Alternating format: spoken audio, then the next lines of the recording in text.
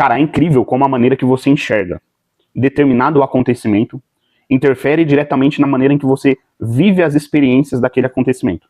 Vocês vão entender um pouco o que eu estou falando no decorrer do vídeo.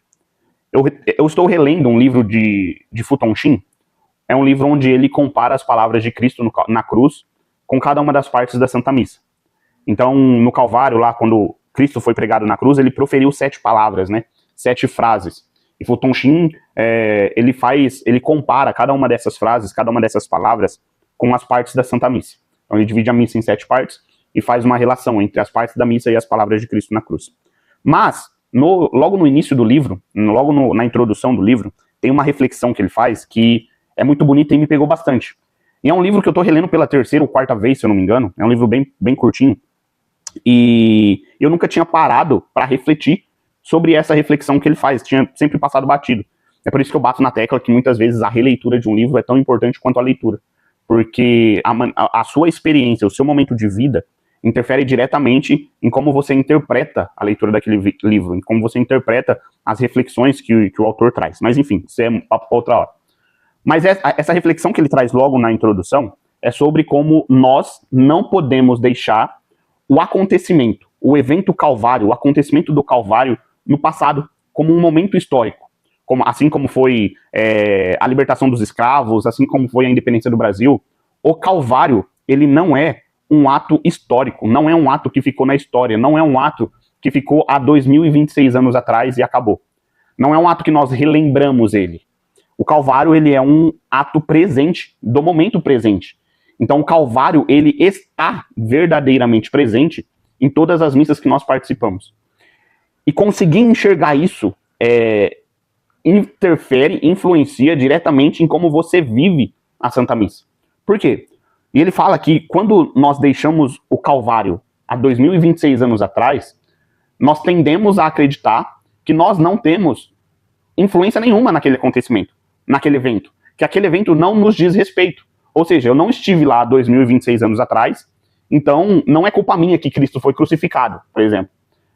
E quando nós passamos já a enxergar o Calvário como um momento presente em toda a Santa Missa que nós participamos, nós nos fazemos presente ali aos pés da cruz. E aquilo realmente nos diz respeito.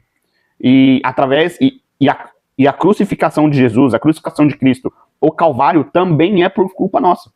Também é pelos nossos pecados. Nesse livro, ele coloca um trecho de um poema, que eu esqueci o autor do poema, mas o Tom Shin, ele coloca esse trecho do poema e cita o poeta, mas esse poema tem uma das estrofes desse poema que diz que cada pecado é uma cruz nos ombros de Cristo. E isso é muito forte, porque eu já escutei várias e várias reflexões sobre quem nós seríamos se nós estivéssemos lá, naquele dia, aos pés da cruz, no Calvário, na época de Jesus, quem nós seríamos, né? Como nós reagiríamos. Então eu, por exemplo, eu tendia muito a pensar, cara, não, jamais que eu seria uma das pessoas que pediriam a crucificação de Jesus. Jamais eu seria uma das pessoas que pediriam a soltura de Barrabás e que Cristo fosse morto, né? Mas, cara, a verdade é que essa estrofe desse poema diz muito como quem eu seria. Na verdade, a minha vida hoje diz muito como eu seria se eu tivesse vivido na época de Jesus. Sabe por quê? Porque eu peço a crucificação de Jesus todos os dias com os meus pecados. Eu peço que Jesus seja crucificado, que Barrabás seja solto, todos os dias com os meus pecados. Então é muita hipocrisia da minha parte achar que se eu tivesse lá 2026 anos atrás, quando Jesus estava sendo preso, eu seria uma das pessoas que lutaria por Jesus. E eu vou além. Eu já vi algumas reflexões de alguns padres em homilias, de alguns pregadores em palestras, em pregações, que eles trazem pra gente como se nós estivéssemos, por exemplo, na figura de Pedro, que negou Jesus 3 vezes. E isso é real. Pedro cometeu um erro ali ao negar Jesus 3 vezes. Mas vou te falar, a verdade é que, cara, hoje eu estaria muito mais para Judas do que para Pedro. Pedro, independentemente dos erros que ele cometeu, de ter negado a Cristo 3 vezes, ele foi o primeiro papa da nossa igreja. Ele foi um dos pilares fundamentais para que nossa igreja vivesse até os dias de hoje. Pedro se arrependeu profundamente. Pedro, apesar dos erros dele, foi Pedro que fez uma das mais bonitas profissões de fé que nós temos. Senhor, a quem nós iremos? Só tu tens palavras de vida eterna. Só tu, Senhor, tens palavras de vida eterna. E depois, mais para frente, Pedro se arrepende. Lá naquela praia, quando Jesus chega e pergunta para ele, Pedro, tu me amas? Senhor, tu sabes tudo. Tu sabes que eu te amo. Então também seria um pouco de hipocrisia da minha parte me comparar com Pedro. Cara, Pedro errou. Pedro negou Jesus 3 vezes. Mas a verdade é que eu estou muito longe de ser, por exemplo, ter a mesma intimidade que Pedro tinha para ser escolhido por Cristo o primeiro Papa da igreja. Eu estou muito mais próximo de ser Judas e vender Cristo por um punhado de moedas do que para Pedro, que tinha uma relação tão íntima e profunda com Cristo, que ele sabia que o próprio Jesus era Deus, que ele sabia que na hora que ele fez a sua profissão de fé, Senhor, a quem iremos, que não existia mais ninguém no mundo que poderia dar para Pedro e dar para aqueles apóstolos, dar para aqueles discípulos, o que Jesus poderia dar, que era a salvação das suas vidas, das suas almas.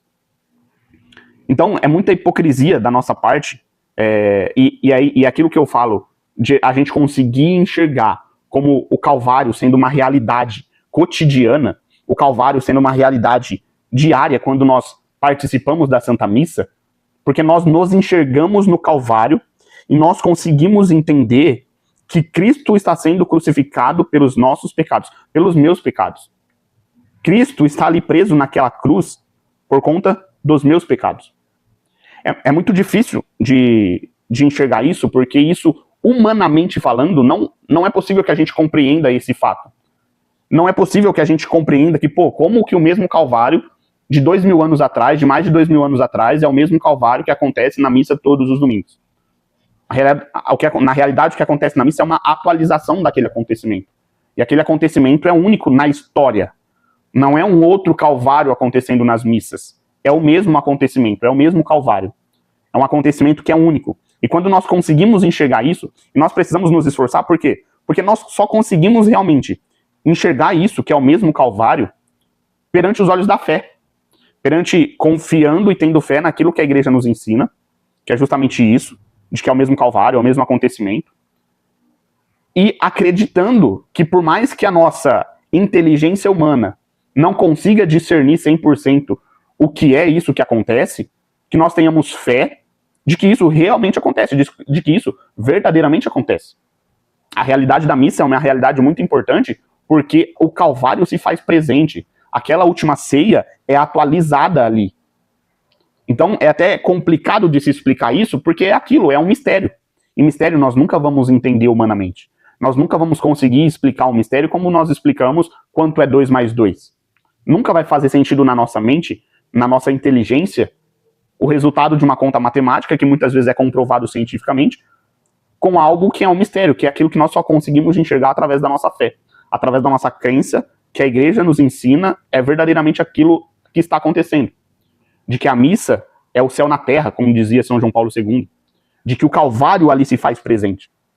E é muito doido quando você começa a enxergar dessa maneira, porque, cara, quando o padre levanta a hóstia e o cálice e diz, eis o Cordeiro de Deus,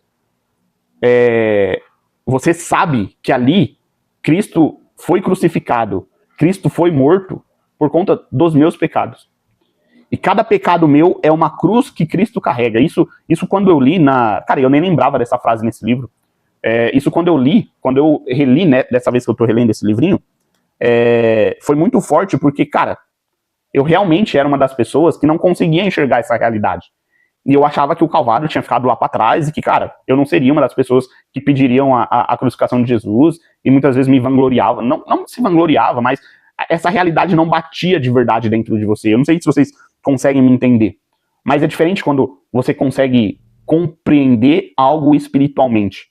Porque você passa a enxergar de maneira totalmente diferente a Santa Missa. Você passa a enxergar de maneira totalmente diferente o momento da consagração, o momento quando o padre eleva a hóstia, eleva o cálice. Você sabe que Cristo está ali. Você sabe que o céu se faz presente ali. Você sabe que você, com a sua miséria, está presente aos pés de Cristo. Então, é muito doido quando uma simples troca de percepção faz com que você aproveite de maneira mais profunda um acontecimento que muitas vezes cai no cotidiano, que é a Santa Missa. Muitas vezes eu participava da missa de maneira automática. Vou lá, é 1 hora, 1h10 no máximo, se o padre falar um pouco mais, é 1h20. Se tiver alguma coisa da catequese acontecendo no momento da missa, é 1h30, e você já começa a ficar bravo, já começa a procurar outros horários de missa para que não demore tanto.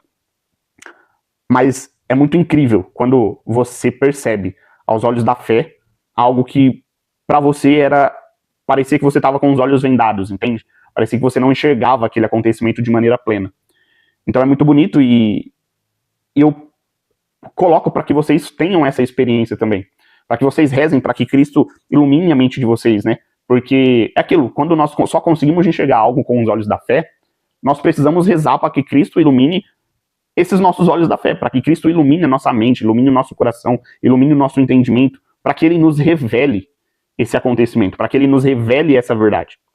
Então, eu só queria compartilhar com vocês como é incrível, uma simples troca de percepção de algo que acontece todos os dias pode mudar completamente a maneira com que nós vivenciamos essa experiência que nós temos todos os domingos, não sei qual é a realidade da sua paróquia, mas todos os dias existe missa no calendário da igreja. Então, como uma simples troca de percepção faz com que nós participemos mais profundamente de algo que nós já participamos de maneira automática. Então, espero que você tenha a graça também de conseguir se colocar aos pés do Calvário quando você estiver na sua próxima missa. Conseguir enxergar que Cristo morreu também por você. Que os seus pecados, principalmente, crucificaram a Cristo. Que por conta dos seus pecados, Cristo carregou aquela cruz, sabe? Então, foi por você. Muitas vezes a gente ouve em tantas palestras, foi por você, Cristo morreu por você. Mas às vezes não é tangível, sabe? Às vezes não bate profundamente dentro do seu coração. E quando essa realidade bate, você passa a se importar mais como você vive a sua vida, como está a sua vida de oração, como está a sua vida de confissão. Faz quanto tempo que você não confessa? Faz quanto tempo que você não alivia esses seus pecados? Porque afinal, como diz o poema que o Futon Shin citou, cada pecado é uma cruz que Cristo carrega. Então cada pecado meu é uma cruz que eu coloco nos ombros de Cristo. E isso é pesado de se falar. Imagina você, Cristo todo ensanguentado, subindo para o Calvário, e aquela cruz pesada que o derrubou 3 vezes é a cruz dos meus pecados. Foi por mim. Foi por você. Eu espero que você tenha uma melhor experiência na próxima missa que você participar. Eu espero que você consiga enxergar que ali, aquele milagre, aquele mistério que acontece no altar, a transformação do pão no corpo, do vinho em sangue de Cristo, que você possa enxergar verdadeiramente que foi por você. Foi por você que Cristo morreu na cruz. Foi por mim, foi por cada um de nós que Cristo deu a sua vida, para que nós pudéssemos ter a chance, ter a oportunidade de sermos salvos e um dia viver com Ele na glória eterna. Um forte abraço e eu espero que você tenha uma boa e santa missa a próxima vez que você participar.